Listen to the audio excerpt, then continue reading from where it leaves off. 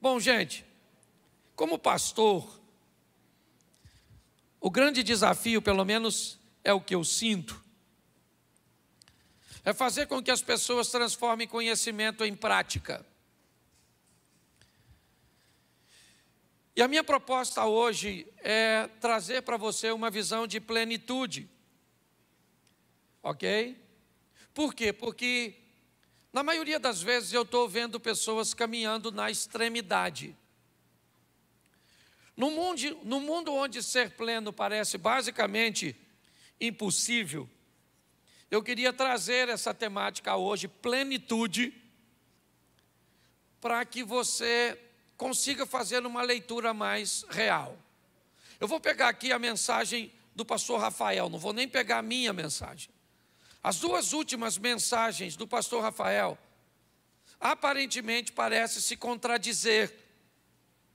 Eu não sei se você reparou, mas na primeira mensagem, ele enaltece muitas vezes o comprometimento que nós precisamos ter com a nossa vida e a maturidade que precisamos ter, principalmente com as coisas materiais, evitando uma espiritualidade que seja uma espiritualidade infantil. Ele fez até algumas brincadeiras, certo? Na última mensagem de quarta-feira, ele enalteceu de uma forma belíssima, certo? A nossa espiritualidade. Foi um negócio extraordinário a maneira que ele conduziu a mensagem dele. Porém, algumas pessoas quando olham para isso, parece que há uma contradição. Mas na verdade uma mensagem completa a outra. E o que nós queremos é fazer com que a igreja caminhe no pleno. Pastor, o que é plenitude? Bom, a definição de plenitude é algo que seja completo, é algo que seja inteiro, ok? Não perfeito, não é isso. Para que você consiga entender isso, primeiro, você precisa entender que a mentalidade do completo inicial, ela é uma mentalidade totalmente errada. Algumas pessoas têm muita dificuldade de crescer na vida, de avançar, porque elas esperam um ambiente de segurança, onde antes de tomar ou de dar o primeiro passo, ela consiga obter todas as respostas, todas as garantias de que vai dar certo. E pessoas que esperam por esse ambiente, normalmente, elas não vão longe, porque a construção e a revelação, elas acontecem no caminho. Abraão, sai da sua terra e da sua parentela e vai para uma terra que eu te mostrarei. O que há é apenas o início de uma revelação. Mas Abraão vai aprendendo as lições de ter conduzido Ló, as lições de ter entrado no Egito, as lições de ter ouvido Sara e se deitado com a egípcia Agar. O que você descobre é que as lições da caminhada é o que vai gerar a construção de um todo. E todas elas são lições, erros que nunca mais devemos cometer, coisas que devemos praticar com mais frequência. Tudo isso. Então, eu preciso hoje, porque eu me deparei com algumas perguntas quando estava preparando essa mensagem. Quem já ouviu a frase que me parece que modelou, estagnou a mentalidade, talvez, do brasileiro em geral? Quem aqui já ouviu a frase ou já disse, não se pode ter tudo? Levanta a mãozinha quem nunca ouviu ou nunca usou. Tem um garotinho lá no final, nunca ouviu nem usou? Sério? Não se pode ter tudo? Isso aí. Mas olha só, uma frase extremamente comum. Olha, gente, se conforme porque na vida não se pode ter tudo. Eu queria dizer uma coisa para você hoje, biblicamente eu já vou te mostrar onde é que a Bíblia diz isso. Alguém sabe dizer o versículo? Ou seja, a Bíblia nunca diz que nós não podemos ter tudo. Mas nós ouvimos essa frase, então a gente se apoia para nos acomodarmos com aquilo que nós não temos. Não, gente, não dá. Por exemplo, sorte no jogo, azar no amor. O que é isso? É a construção de uma mentalidade. Que se você tem alguma coisa, faça uma barganha com isso, para tolerar aquilo que você não tem. E é isso que eu quero quebrar. Hoje nós vamos mergulhar no todo. Pastor, isso não é assim, soberba? O soberbo pode ser soberbo sem ter nada. Nem precisa de tudo. Certo? Então, meu propósito é desconstruir algumas coisas. Então, me ajude aí, a turma da mídia, ok? Segunda carta do apóstolo Paulo à igreja de Coríntios, capítulo 9, verso 11. 2 Coríntios 9, 11. Para que lê para mim, por gentileza. Para que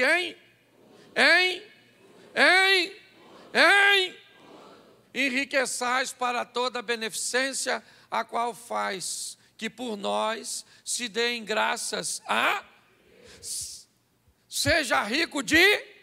Então a Bíblia está dizendo que você pode ter tudo, sim ou não? Sim ou não? Pois é. Ah, pastor, mas a Bíblia diz que é para enriquecer em tudo, para ser benevolente, certo? E ajudar as pessoas, porque aí o nome de Deus vai ser glorificado através das nossas ações. Aprenda uma coisa, a Bíblia não tem problema com enriquecimento individual. Não tem. Pessoas na sua individualidade podem ser altamente ricos, certo? Pode ter dinheiro pra caramba. Só que você precisa entender uma coisa, a visão de Deus sempre foi coletiva. É reino, igreja, povo, nação, não tem problema.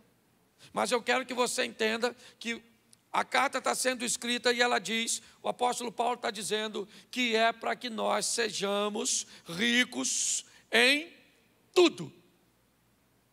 Ah, pastor, mas você não acha que dinheiro faz algumas pessoas se perder? Vou tratar disso mais à frente. Só estou achando que nós estamos vivendo num ambiente de injustiça. Estamos punindo o equilibrado por causa do desequilibrado. Estamos fazendo com pessoas que sabem administrar bem sua vida, ok? Que o que ela tem não a transforma em outra pessoa, por causa de algumas pessoas que não sabem ter. Então, meu propósito aqui hoje é trazer você para o equilíbrio, fazer com que você olhe para uma ótica diferente. Então, só vou te mostrar texto que fala de fartura. 2 Samuel, capítulo 12, verso 8. 2 Samuel 12, 8. Coloca para mim. E te dei a casa de teu senhor, as mulheres de teu senhor em teu seio, e também te dei a casa de Israel e de Judá. E se isso é pouco, mas te acrescentaria tais e tais coisas. Isso é Deus conversando com Davi. Deus está dizendo para Davi, Davi, eu te dei muito. Eu te dei muito dinheiro, eu te dei muito poder, eu te dei muitos soldados, eu te dei muitas mulheres, eu te dei tudo. Mas se você achasse que isso fosse pouco, eu ainda te daria mais, uma visão de abundância. Deus não proíbe ninguém de ter fartura, de ser farto, de ser próspero. O que nós precisamos entender é que plenitude, e você já vai entender o que eu quero, né? É ter princípios e valores e controles para balancear aquilo que está chegando em doses, muitas vezes, extremamente elevadas. Pessoas, muitas vezes, que recebem um nível de fama alto. Tem algum problema em ser famoso? Não. Mas quando essa fama vem numa dose muito alta, esse indivíduo, se ele quer ser pleno, ele tem que preparar outra área da vida dele para fazer com que ela cresça para balancear com a fama. Senão ele fica soberbo, acha que é um artista, começa a tratar as pessoas de qualquer jeito. Me parece que é por causa dessa deficiência de controle de algumas pessoas que nós acabamos nos acomodando, achando que ter muito, que enriquecer, que receber coisas em diversas áreas, porque aqui nós não estamos falando apenas de riquezas. Te dei a casa de teu Senhor, te dei as mulheres, certo? Te dei Israel e Judá, e se isso fosse pouco, eu te dei vitória sobre o gigante. Quanto ele gastou ou ganhou com aquilo? Nada, porque nem o prêmio que ele ia ganhar para matar o gigante, ele ganhou. Quando olhamos para isso, o que eu quero que você veja é a visão da magnitude do que Deus quer fazer na sua vida. Eu chego na casa de pessoas, não faz sentido as pessoas viverem daquele jeito. Sentido.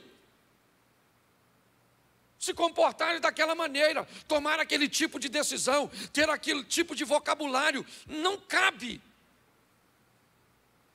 Mas quando nós vamos olhar para as pessoas, elas se escondem atrás de um ambiente de humildade, de um ambiente de desapego a coisas materiais. Ou seja, elas ficam com medo. Tem gente que tem medo de prosperar porque acha que a prosperidade pode levá-la para o inferno. É isso que eu quero destruir hoje da sua mente. Eu quero que você saia daqui rico. Posso ouvir um amém? Isso, e rico em todas as áreas. Não apenas financeira, mas também financeira também. Também financeira. Lucas 6,38. Coloca para mim, Lucas 6,38. Essa aí também é legal. Lucas 6. Dai e ser-vos-á. Ser-vos-á? De que? Olha o texto, é mais ou menos assim. Deus está dizendo, seja fiel a mim e eu vou devolver para você. Sabe o que eu vou dar para você? A mesma coisa que você me deu, é isso que o texto diz? Olha como é que eu vou dar para você. Dai e ser-vos-á dado, boa medida, recalcada, sacudida e transbordante vos darão. Porque com a mesma medida com que medirdes, também vos medirão de novo. Preste atenção, porque aqui é algo que está voltando para você. É Deus dizendo, mande para mim, que eu devolvo a você, numa dimensão muito maior, de cuja qual você me mandou. O que é isso? Uma visão de expansão, uma visão de crescimento, ok? Então, pautado nesses três textos, eu quero que você entenda, que 2 Coríntios 9:11, diz que você tem que ser rico em tudo. Fala tudo. Isso. Você tem que ter dinheiro, saúde, um bom casamento, um bom emprego, uma boa vida com Deus. Beleza. É tudo. Eu nunca fiz pipa. Tive habilidade para fazer pipa, porque eu não sabia fazer vareta. Às vezes eu botava mais cola de um lado que do outro. Todas as vezes que eu ia botar minha pipa no alto, miserável. Aí eu tinha que ficar fazendo força. E aí infeliz para lá. O que eu descobri que tem gente igualzinho eu, só que não faz com a pipa, faz com a vida. Parece que caminha só num lugar. É para ganhar dinheiro, ele ganha. Não consegue uma mulher. Consegue nada. Aí o outro já tem uma vida extraordinária, mas não tem um tostão no bolso. Já viu, conhece um povo assim? Ele não é pleno, ele vai muito numa direção só. O propósito nosso aqui hoje é fazer você, tu vai ser espiritual, isso aí, maluco. Vai embora. Certo? Aprenda a domar seu dragão, lança fogo.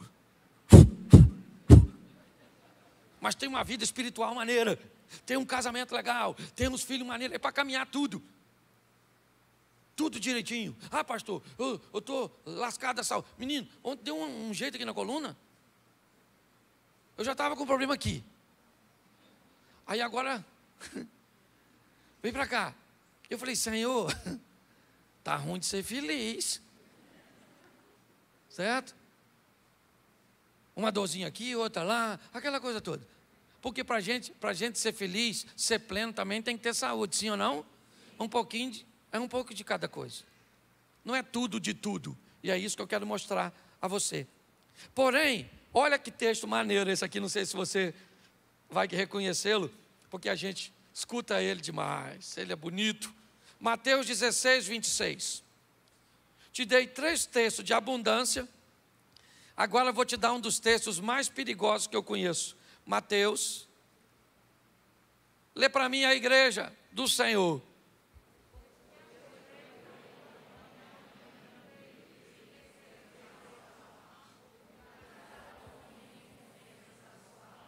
Presta atenção.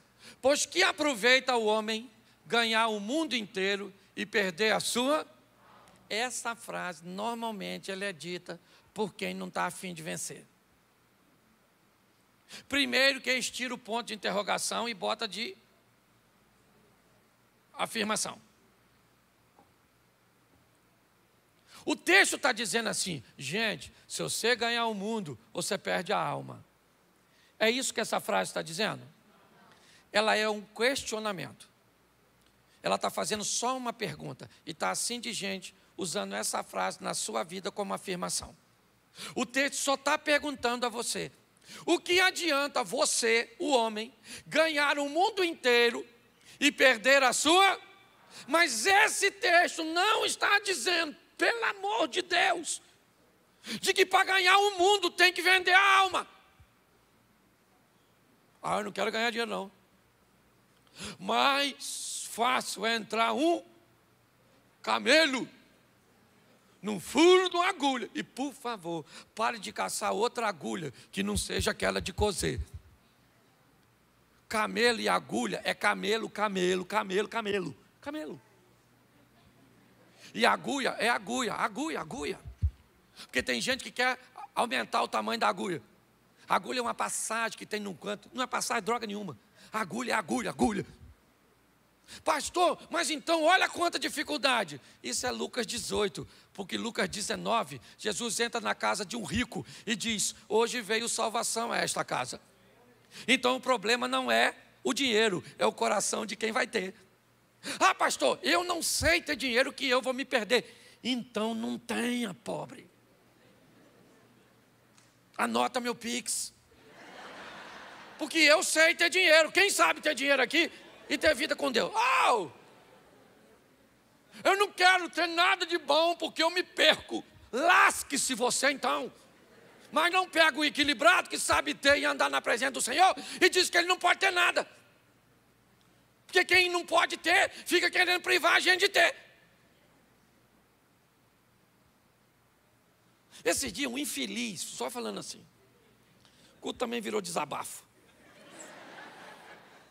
Eu gravo uma live, apareço com um relógio, o cara posta assim: precisava de aparecer com um relógio que vale um apartamento? Menino, o senhor estava presente quando eu comprei. O senhor sabe que eu não vou mentir. O relógio custou R$79 em Manaus.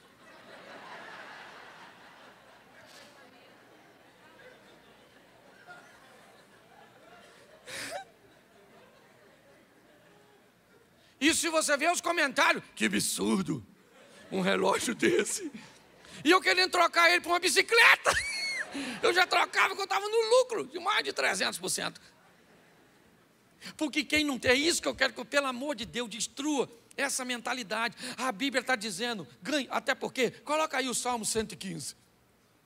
Hoje eu precisava de umas 2 horas para pregar.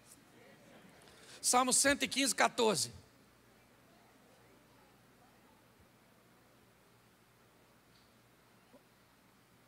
É porque o Salmo 115 é muito longo.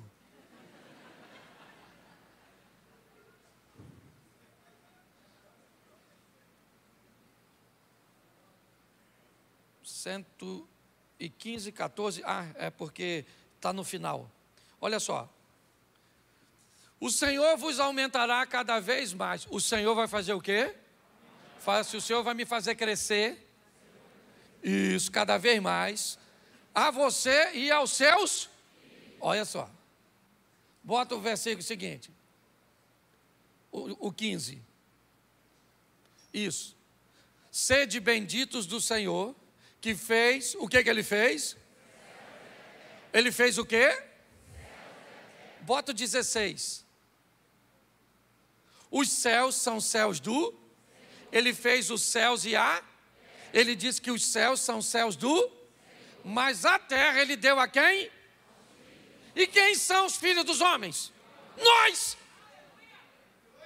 Então a terra é para quem conquistar? Não! Primeira pessoa do singular. Isso!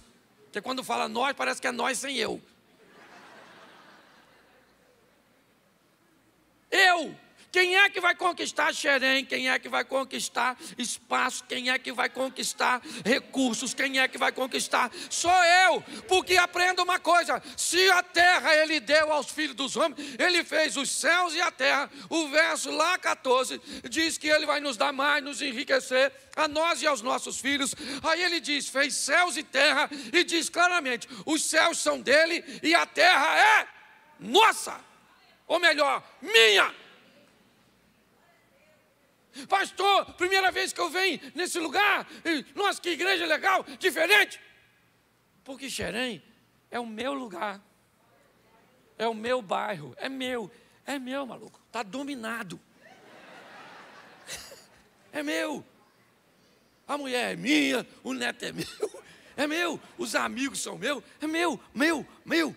Por quê? Porque a Bíblia diz que essa terra é nossa. Então para com essa palhaçada. Não, só o suficiente. Ah, pastor, eu não quero nada. Então vai embora para outra igreja. Some daqui, vai para a igreja do nada.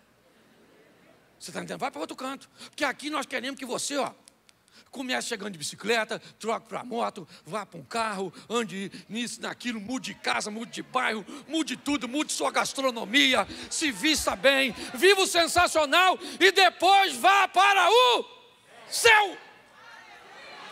Não é permuta. Não é. Então, se a terra ele deu para os filhos dos homens, ah, pastor, não gostei dessa palavra, porque Jesus disse assim, os pobres sempre terei convosco. Ele disse isso, sim ou não?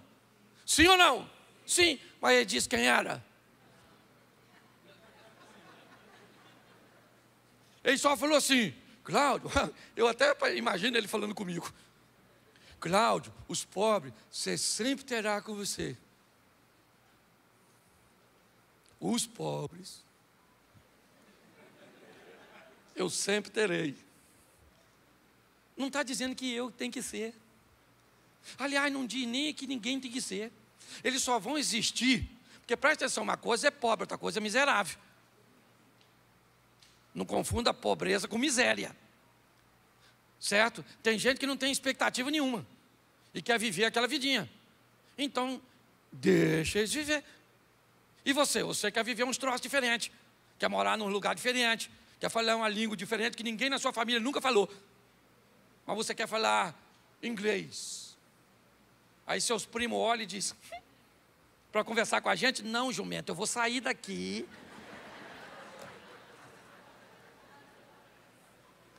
Sabe?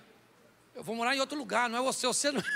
Você só é uma parte da minha vida, você não é meu fim. Tem uns parentes que dá vontade de não falar, tem ou não tem? Isso. Então preste atenção. O que a Bíblia está dizendo é, tenha sem perder o equilíbrio. É só isso. Ok? Mas qual é o problema? Nós estamos privando os equilibrados por causa dos desequilibrados. Aí a gente começa a falar mentira.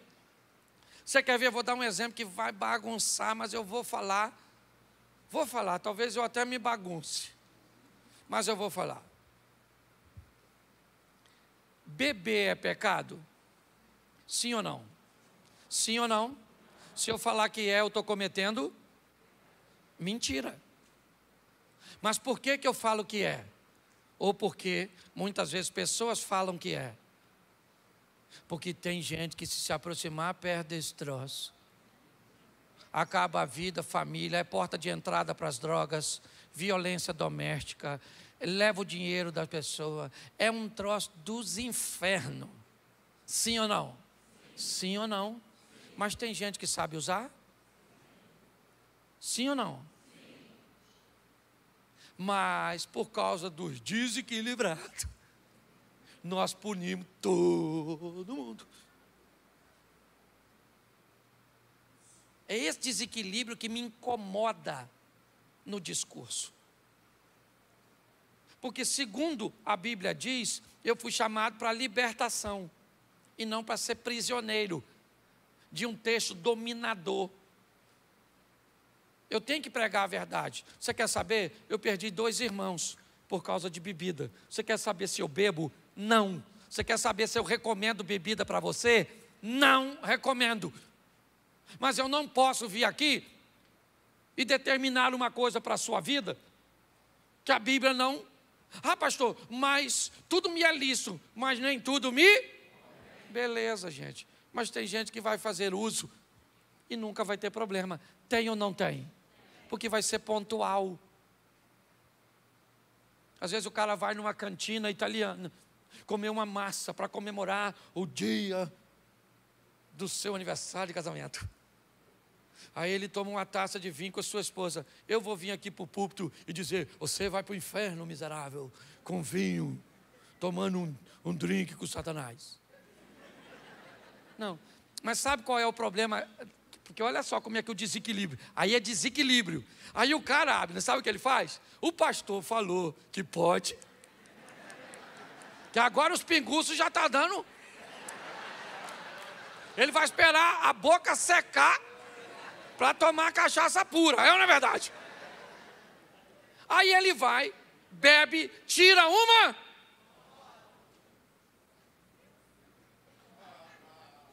E posta.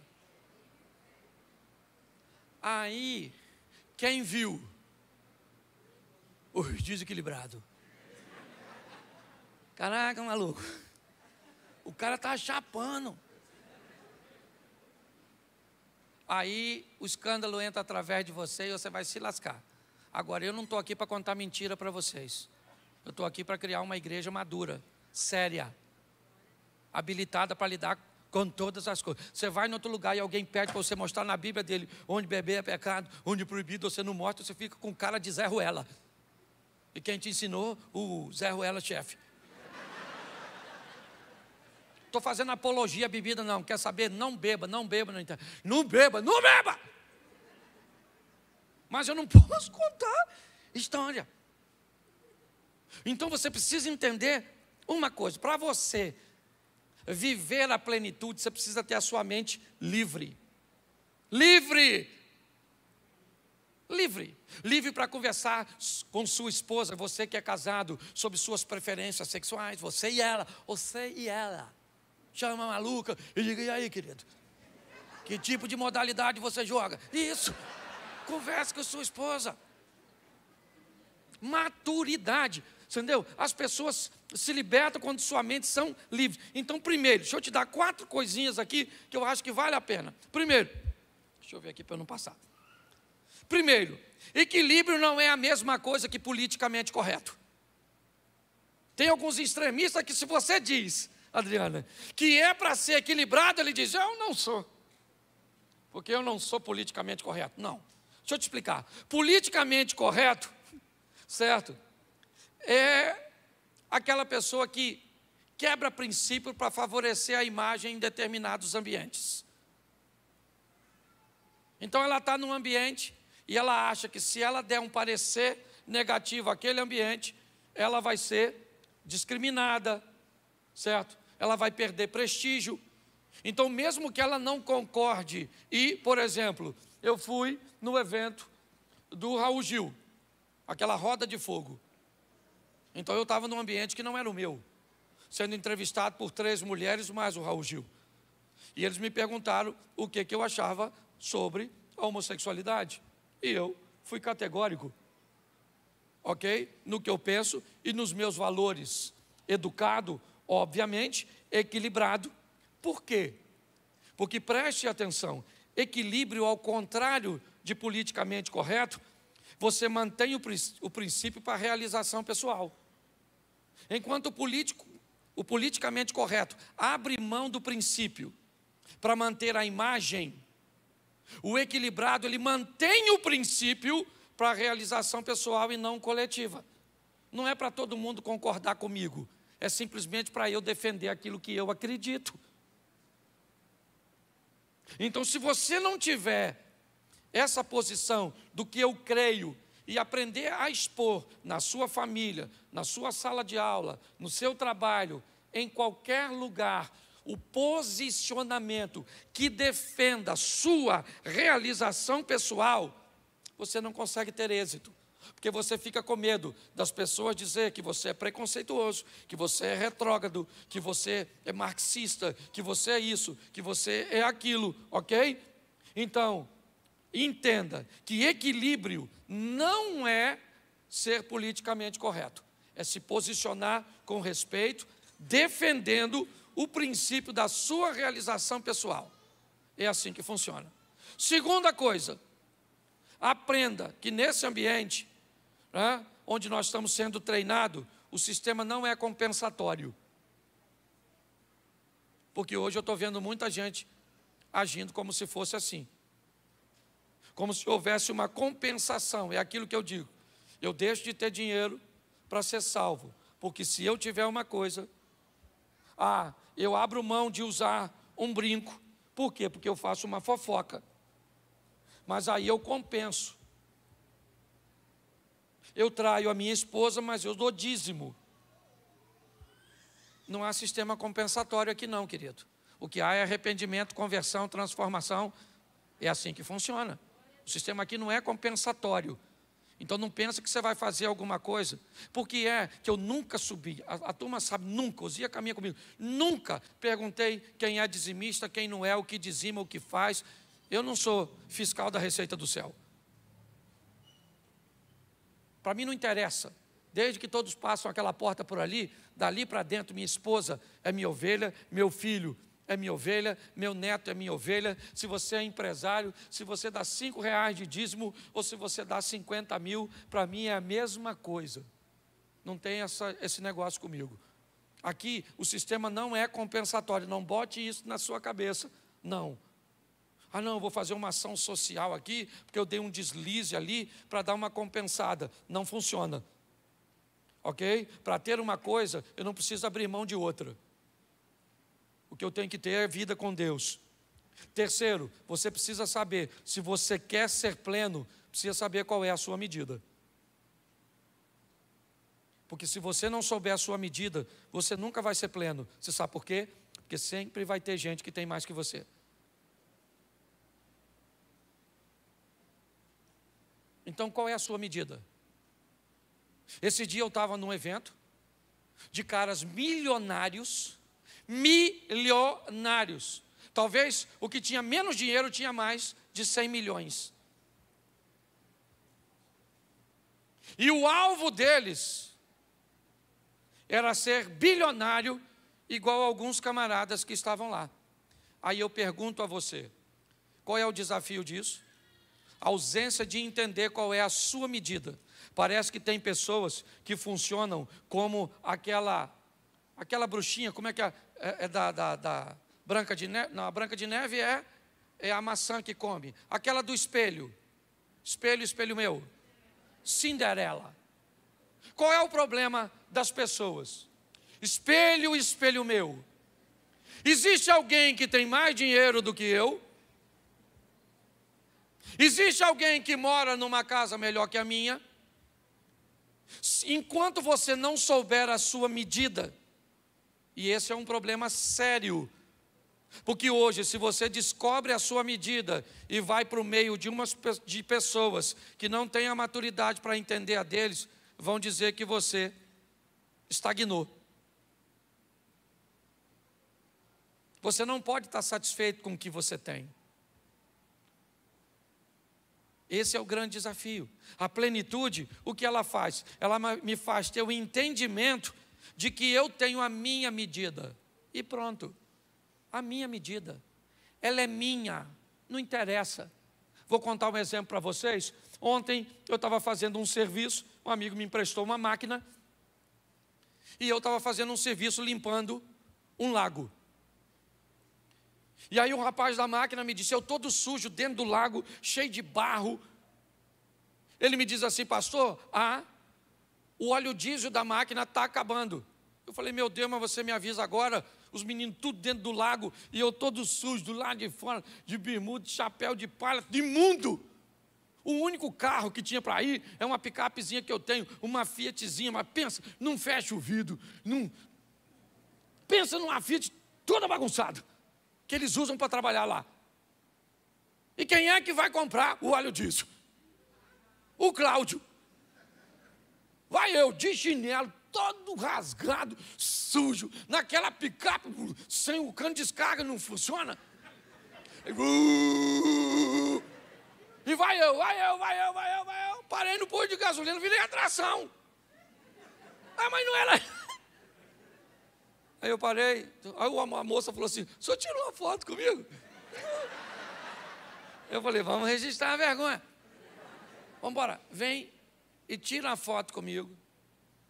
E eu nitidamente, eu vi pessoas desdenhando de um cara que estava todo sujo, num carro velho, porque tinha uma máquina abrindo um buraco. E aí me desculpe, porque eu preciso dizer, e você sabe que eu não sou soberbo, porque tinha uma máquina terminando de limpar um buraco para eu andar de jet ski. Sabe por quê? Porque não interessa o que as pessoas pensam a seu respeito. Você tem que saber quem você é. Porque se você quiser a aprovação de todo mundo, você vai se perder nessa vida. Não é assim, descubra a sua medida, ela é sua. Enquanto você não descobrir a sua, você vai ser um ser insaciável, o tempo inteiro pedindo a Deus coisas que você nem precisa. Você quer ser pleno? Descubra qual é a sua medida e viva a sua medida, senão nunca haverá plenitude para você. Aprenda isso. Quarto, nunca perca o foco, nem negligencie os limites. Se você vai ter, aprenda algumas perguntinhas que seria muito importante você colocar na sua vida para que ela possa andar. Primeira, quantos dos seus problemas tem você como causa? Quantos dos seus problemas tem você como causa dos seus problemas? Segunda pergunta, quantos dos seus problemas, agora aqui, são causados por gestões ou gestão errada? Terceira pergunta, você tem medo ou se sente inseguro? Talvez você tenha medo de você mesmo, de tantas decisões incorretas que você tomou. Porque na maioria das vezes, os problemas que você tem são você, ou é você que causou. Eu peguei um texto e termino aqui. Segundo o livro dos Reis, capítulo 4, verso 1. Preste atenção aqui, porque eu acho que vale a pena você olhar esse texto por esse prisma que eu quero te mostrar. E uma mulher, das mulheres dos filhos dos profetas, clamou a Eliseu dizendo, meu marido, teu servo, morreu. Tu sabes que teu servo temia o Senhor. Beleza. Esse cara era um cara legal e um servo de Deus. Mas aqui demonstra que apesar de ser um homem espiritual e servo de Deus, e veio o credor para levar meus 2 filhos para serem seus servos. Esse camarada aqui morreu e deixou a família numa fria, porque não aprendeu a ter gestão nessa terra. Esse é um tipo de problema. Esse é um tipo de problema. Bota o verso 14. Desse mesmo texto, 4,14. Então disse ele, que se há de fazer, pois por ela? E Geazi disse, ora ela não tem filho, e seu marido é velho. Presta atenção, 2 problemas. Colocaria um minúsculo e outro maiúsculo. Bom, essa mulher tem um problema, qual é? Seu esposo já é avançado, ela tem uma esterilidade, beleza, ela não pode gerar filhos. Esse é o problema dela. A outra mulher, o marido morreu e ela tem uma dívida para pagar. Se nós estivéssemos agora diante desses 2 problemas, qual hoje nós seríamos capazes de sair daqui? Com certeza que poderíamos ajudar essa mulher a resolver de forma assertiva o primeiro ou o segundo problema. O primeiro ou o segundo? Por que o primeiro? Porque o primeiro era de ordem material e foi causado por ela mesma, sim ou não? Isso. O problema que ela está enfrentando é um problema que o marido deixou para ela, de gestão. Hoje eu vou falar com você, a maioria das pessoas que eu vejo e converso tem problemas causados por gestão. Quantas mulheres nós temos aqui estéreis? Talvez pouquíssimas. Quantas pessoas nós temos aqui com câncer? Talvez pouquíssimas. Quantas pessoas nós temos aqui com um problema dessa magnitude? Aquele problema que o médico não consegue resolver, que ninguém consegue resolver. Mas eu vou dizer para você, com absoluta certeza, mais de 90% das pessoas que estão aqui dentro, hoje, têm problemas causados por elas mesmas ou por pessoas próximas. O problema é gestão, não é diabo, é gestão, é posicionamento, é postura. Isso melhora a vida na terra. Quer ir para o monte orar? Beleza, isso te leva para a vida eterna. Investe em você e tem que fazer. É isso que eu quero que você entenda.